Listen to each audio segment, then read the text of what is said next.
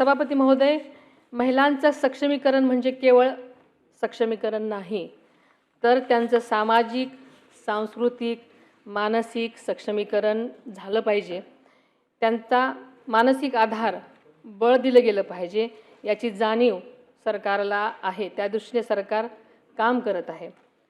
महाराष्ट्राचे पहिले मुख्यमंत्री स्वर्गीय यशवंतराव चव्हाण साहेबांनी अत्यंत समर्पक शब्दामध्ये म्हटलं आहे की जेव्हा स्त्रीमध्ये बदल होत जातो तेव्हा समाजातही बदल होणे अटळ आहे.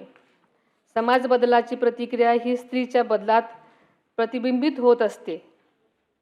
त्यामुळे स्त्री ही समाज बदलाची इंडेक्स असते.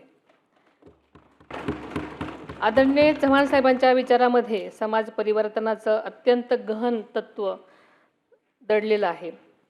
यंदाचे वर्ष आंतरराष्ट्रीय महिला शेतकरी वर्ष म्हणून साजरं केलं जात आहे. शेती आणि ग्रामीण अर्थव्यवस्थेमध्ये महिलांचे योगदान पूर्वीपासूनच अत्यंत मोलाचं आणि महत्त्वाचं आहे.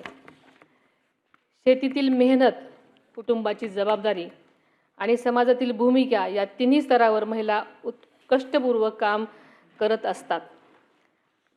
4 दिवसापूर्वीच राज्याचा अर्थसंकल्प माननीय मुख्यमंत्री महोदयांनी विधानसभेमध्ये सादर केला. त्या अर्थसंकल्पामध्ये महिलांच्या सर्वांगीण विकासासाठी आणि सक्षमीकरणासाठी मोठ्या प्रमाणात तरतुदी करण्यात आल्या आहेत. त्याबद्दल मी मनापासून त्यांचे आभार मानते.